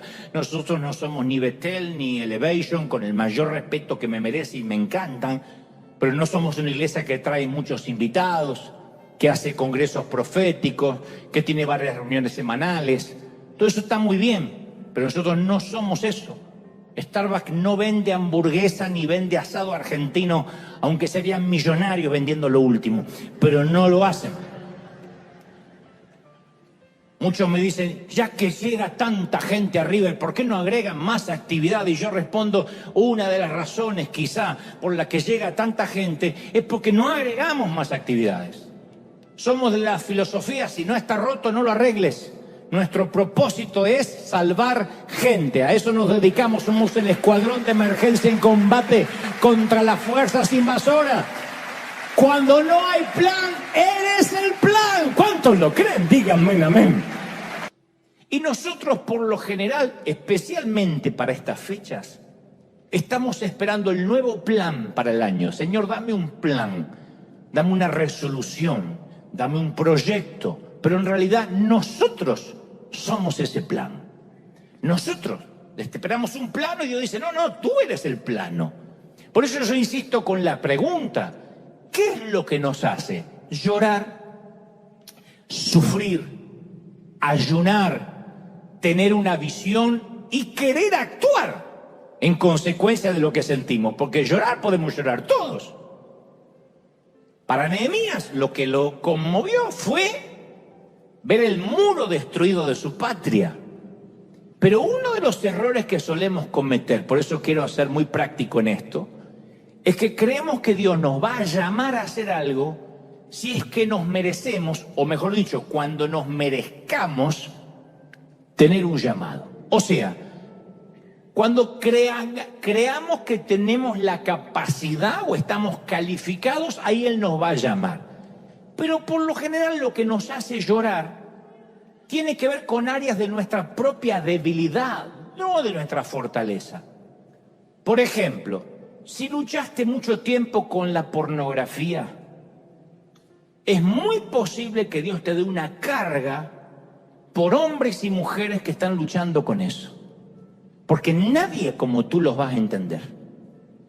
Otro que nunca luchó con la pornografía le parece una bobería. Dice, pero mirad esa estupidez. Pero si estuviste preso, lo más probable que ese sea tu motor o tu catalizador o lo que te promueva a querer hacer algo. Si atravesaste una crisis matrimonial, es muy posible que Dios te dé una carga por los matrimonios que están rotos. Porque pocos lo ven como tú. Pocos entienden también una crisis matrimonial sin juzgarlos. El que nunca pasó la crisis o el que la disimuló o el que no la quiere ver va a decir, hermano, lo que Dios juntó no lo separa el hombre. En el nombre de Jesús reprenda ahora. ¡Demonio! Reprende y ya está. El que la pasó dice, no, es un poquito más complicado que una reprensión. No es cuestión de orar por tu marido cuando duerme. Hay más que eso. O por tu mujer. Tal vez tu carga es por las familias. Porque provienes de un hogar disfuncional y sabes lo que se siente. Tal vez tu carga sea por los pobres, porque recuerdas lo que es irte a la cama con hambre o con incertidumbre por las deudas.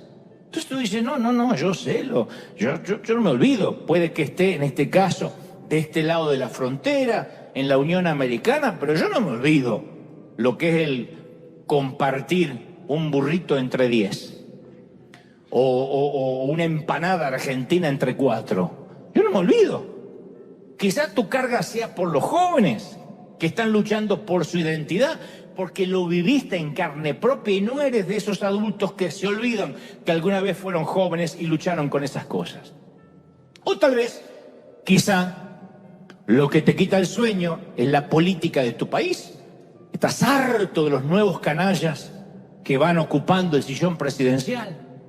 O tu carga puede ser una de las mías. Una de las mías es quitar la cautividad mental del legalismo. Nada me hace mejor, porque yo vengo de ahí. Entonces yo sé lo que es sentir el peso de los grilletes y las cadenas de la religión. Y cuando yo puedo ayudar a que alguien abra la mente y quitarse la cautividad mental, siento lo mismo que un predicador que dice, deje y abandone su silla de ruedas. Para mí alguien que me dice, wow, veo a Jesús con ojos nuevos, Él me ama. Yo digo, wow, siento lo mismo que los predicadores de milagro dicen, corra para allá, haga lo que no podía hacer, agáchese abuela. Yo siento lo mismo. Digo, a ver, haz lo que no podía hacer. Y ahora me río, ríase. O sea, nuestra carga puede ser tan lejana como una remota aldea en Uganda o tan cercana como nuestro propio vecindario. Ahora, es probable que haya gente que me diga, yo no tengo ninguna carga.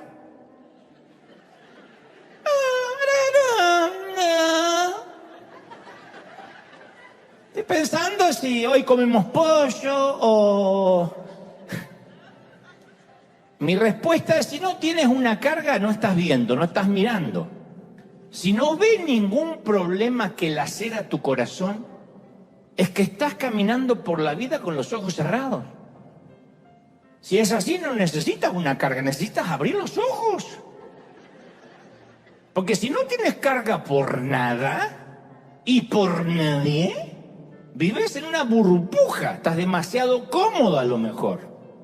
Y en vez de un llamado, en cualquier momento, Dios me dice, recibe esta palabra, colócala en la nevera, haz un cartelito, Dios te va a dar una hermosa patada en el trasero. Si no hay una carga real, Dios va a decir, bueno, te voy a quitar un poco de comodidad, tal vez recuerdes de dónde vienes. Tal vez recuerdes por qué yo te permití vivir lo que viviste para que ayudes a gente que ahora está viviendo lo mismo. Porque solemos ser desmemoriados y olvidarnos rápido de dónde Dios nos sacó. Ahora bien, si la carga que sentimos es por el hecho solo de predicar o de servir, o como algunos que dicen, yo me quiero poner una iglesia, o viajar por el mundo, eso es una realización personal. Cuando Jesús le hace un desayuno a Pedro después de la traición, le dice, Simón, hijo de Jonás, ¿me amas más que estos? Le señalan los pescados y dice, ¿me amas más que estos? Pedro contesta tímidamente, tú sabes que yo te quiero. Y el Señor le responde, apacienta mis corderos. Fíjate que Jesús no le dijo, Simón Pedro, ¿amas a mis corderos? Y entonces, conforme a la respuesta, bueno, si los amas, alimenta a mis corderos. No, Jesús le preguntó, ¿me amas? Porque el ministerio de Pedro a los corderos tenía que ser motivado por su amor a Cristo, no por amor a los corderos. ¿Me siguen, sí o no? ¿Amas a Jesús? Es la pregunta clave. Y eso debería bastarnos para que ofreciéramos la vida al servicio de nuestro Rey. Señor, yo te amo. Por eso te quiero obedecer. Lo que quieras que haga en el 2024, lo voy a hacer. Porque yo te quiero obedecer. Entonces, grábate esto. Cuando no hay plan, eres el plan. Cuando no hay plan, soy el plan. Y Dios quiere hacer algo conmigo. Si es que lo amo. Porque a veces pensamos que uno ama a la gente más que Dios y tenemos que orar para convencerlo a Dios que salve gente. Señor, amo a la gente, no como tú que no lo amas. Pensamos que nosotros amamos más a la gente que Dios y que hay que convencerlo a Él, que dice, bueno, está bien, voy a salvar a tu cuñado. No es así. Porque nosotros no subimos a la cruz por nadie. Es el Señor que murió por los pecados de la gente. Entonces, amas a Jesús, apacienta a los corderos. Entonces, conocer la voluntad de Dios es una cosa. Hacerla es otra cosa distinta. No sirve de nada conocer la voluntad de Dios para este nuevo año. Quiero que Dios me dé un decreto para este nuevo año y saber qué es lo que quiere. Si uno no está dispuesto a obedecer, ¿para qué uno quiere saber? Creo que Dios les va a decir a algunos, ¿para qué me estás pidiendo otra vez? ¿Qué tengo para el nuevo año si no obedeciste lo de hace 3 años anteriores? Entonces hay muchos que no son efectivos, que no dan fruto, no porque no tengan dones, talentos, sino porque son perezosos, que no viene al caso, no son ustedes, pero sí muchos de los que me están mirando y los del otro servicio, que son perezosos. El escritor a los Proverbios, Proverbio 24, dice que pasó por el campo de un perezoso. Proverbios 24 está esta historia. Y vio un campo lleno de espinas y malezas que cubrían el suelo y se tragaban las paredes de una casa que estaba en ruinas. Proverbios 24, 32 dice Salomón, guardé en mi corazón lo observado y saqué de esto una lección. Un corto sueño, otra breve siesta, otra siesta más, un pequeño descanso, cruzado de brazos, y te asaltará la pobreza como un bandido y la escasez como un hombre armado. Los enemigos de este hombre no eran ladrones, era su falta de esfuerzo, su falta de acción. Se ve que el tipo se sentaba en la mecedora a pedir la voluntad de Dios. Y el problema es que nadie se cree perezoso. Es más, todos están diciendo, ay, menos mal, esto le vendría bien a... Pero nadie se cree perezoso. Si yo ahora mismo hiciera una encuesta y preguntara quién es perezoso, todos me dirían, no, tengo otros defectos, pero yo vivo trabajando. Sin embargo, uno puede estar demasiado ocupado y aún así ser perezoso porque está eludiendo una orden de Dios. Entonces tenemos que reconocer que uno de los grandes defectos hispanos es que somos expertos postergadores crónicos. Eternos procrastinadores. El ahorita no es patrimonio de México nomás, ¿eh? Hay otros que no dicen ahorita, pero dicen, sí, ya voy. Pagamos nuestros impuestos en la fecha límite. Esperamos el último día para hacer las compras de Navidad.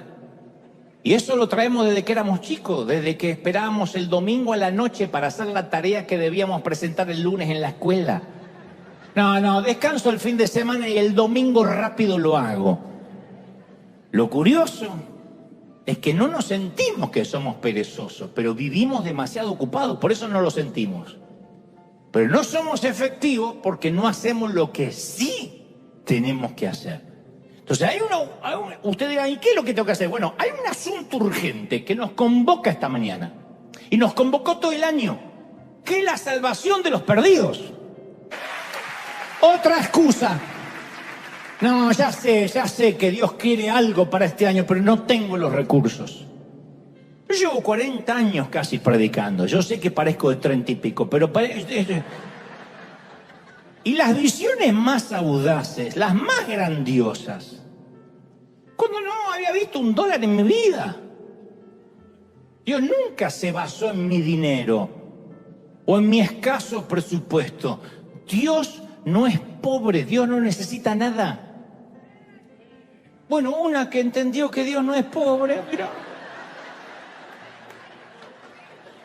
Me decepcionan, ¿eh?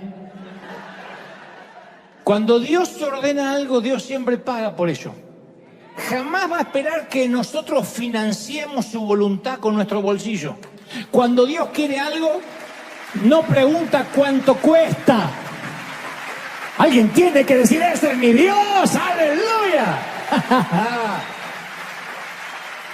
El costo no es problema. La única cosa que determina lo que Dios puede hacer o no es nuestra disposición a creerle y obedecerle. Entonces la voluntad de Dios no está regulada por nuestro bolsillo, por nuestro dinero.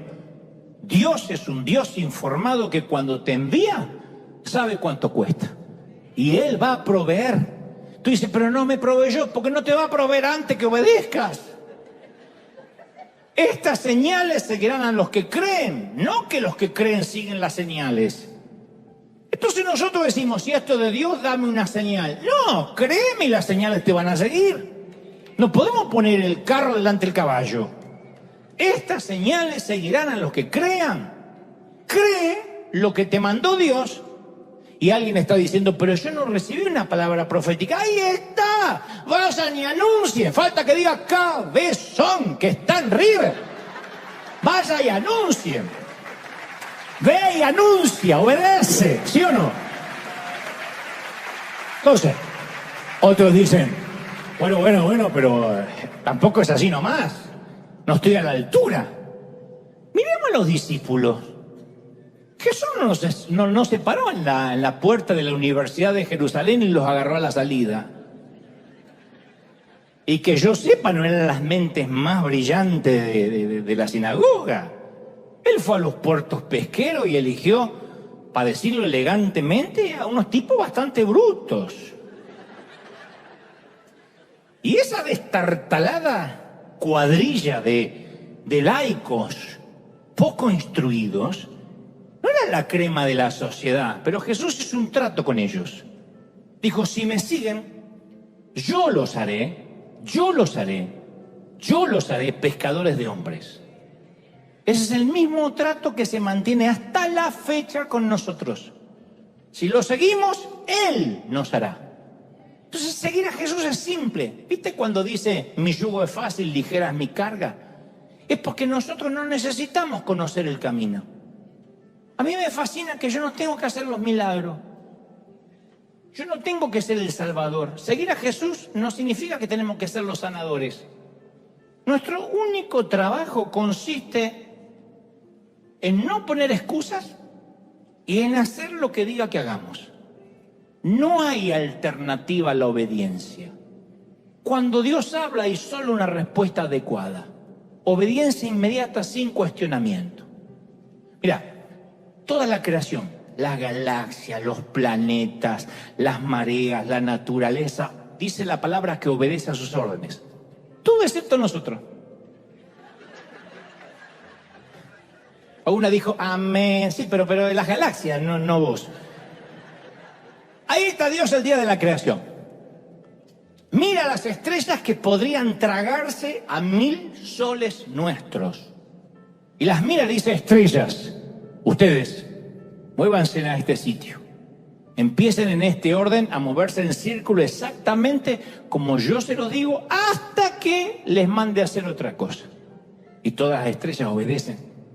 Le dice, planetas, levántense y giren en sus órbitas y galaxias asignadas. Fórmense de la manera que los estoy ordenando y haz lo que tengan que hacer, hagan lo que tengan que hacer hasta que yo les diga otra cosa. Mira los océanos y le dice, sus cauces van a llegar hasta ahí, no más de ahí. Y los mares obedecen. Luego te mira a ti y te dice, sígueme. Ahorita. Pero déjame que primero. Y hay mucha gente que ha estado orando por la voluntad de Dios, estudiando su palabra, buscando su voluntad para este año. Y Dios ya ha hablado.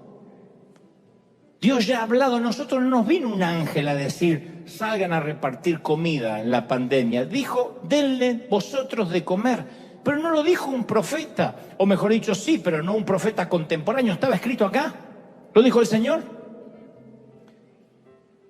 River no necesita que venga un predicador a decir, pues que viene un tiempo, yo declaro que el 2024 se viene algo poderoso, se viene, tómalo, toma tu carro del año, porque no va a pasar.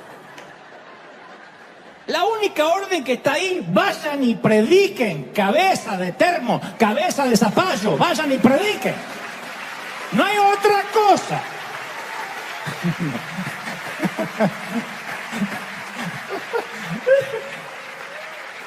Dios ha hablado, falta que obedezcamos. Entonces cuando me dicen, danos los tips para saber qué hizo River, cómo creció, y no pusimos obedecer lo que está escrito. Porque el no obedecer se llama rebeldía, y la rebeldía bloquea las bendiciones de Dios. De hecho, si uno no quiere obedecer, ni la Biblia lo ayuda. Ni orar todo el día. Si uno no quiere obedecer, ¿de qué sirve orar todo el día si uno no obedece? Entonces, lo único que necesita el Señor es lo que cualquier buen líder necesita. Que hagamos caso. Punto. Como aquel gerente que se puso a contratar gente y uno decía, yo manejo computadora, yo manejo multimedia, yo tengo un posgrado en tal lado, y él lo único que quería escuchar la frase, yo sé hacer caso. Hay un momento que uno necesita gente que haga caso. No que se ponga a debatir, a esgrimir la teología, a hacer caso. Mientras que algunos están orando por la voluntad de Dios, otros vienen y la hacen. Eso somos nosotros. Entonces, si sientes el dolor de una carga, pero no has actuado, tienes que entender que estás desobedeciendo a Dios. El apóstol Pablo expresó en Hechos 26:19, no fui rebelde a la visión celestial. Uno puede tener una visión y ser rebelde. Ahora, ¿obedecerlo es fácil? No, nunca dijo el Señor que va a ser fácil. Uno necesita tomar ánimo en las palabras de Pablo en Gálatas 6:9. No nos cansemos, pues, de hacer el bien. ¿Por qué diría eso? Porque hacer el bien cansa. A veces uno se siente como el profeta Elías, que es el único que tiene la verdad. Y no es así. Porque tu carga podría ser a incrédulos, a pobres, a indigentes, a huérfanos, a homosexuales, a familias, a niños, a jóvenes que luchan por encontrar su identidad sexual, rupturas en la sociedad, por el gobierno. Como dije, mi carga y mi llamado es el evangelismo y quitar cautividad mental. Pero para serte muy honesto y muy sincero, a esta altura de la vida tenemos confianza. Yo todos los años a esta altura tengo ganas de dejar todo. Viste que los pastores te dicen, es cuando más hay que tomar fuerza, pero yo a veces tengo ganas de decir, ya lo acabo. Y usted dice, ¿de cuándo te pasa? Desde siempre, por décadas. A esta altura, llego a estas fechas con muchas ganas de irme a vivir al Tíbet. A donde nadie me puede encontrar. Como dijo David en el Salmo 55:6, para que vean que mi cansancio es espiritual.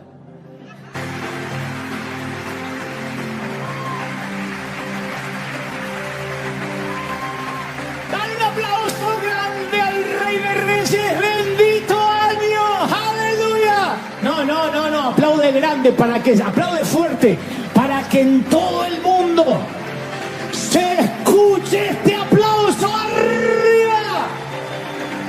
¡Wow! Vamos, dale un grito de júbilo. Se termina el año, pero empieza una nueva asignación, dice el Señor. Somos el plan River. Somos el plan River. ¿Tú lo crees? Somos el plan. Di conmigo, soy el plan. ¡Qué lindo! No pidamos un plano, somos el GPS. Somos el GPS, somos lo que va a conducir a otros hacia Cristo. Eso es fascinante. Me fascina saber que soy un plan. Me fascina, a mí me sanó mucho. Siempre cuento en las conferencias de que mi mamá y mi papá me dijeron que fui un susto. Ustedes me quisieron tener, me planificaron. No, fuiste un descuido, dijo mi mamá. Un descuido, qué feo que te digan un descuido.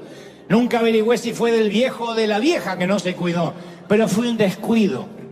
Y fui por la vida muchos años pensando que era un descuido, diciendo, es un descuido. Mi mamá, cuando alguien se echaba una flatulencia, un gas, decía, ¿quién se descuidó? Así que por carácter transitivo yo me sentía Dante Flatulencia Gebel. Y un día descubro y Dios me dice, puse mi nombre, Dante. Desde antes que tus viejos se descuidaran, yo ya te pensé, yo ya te soñé, yo te diseñé. Eres mi plan. ¡Wow! ¿No es maravilloso?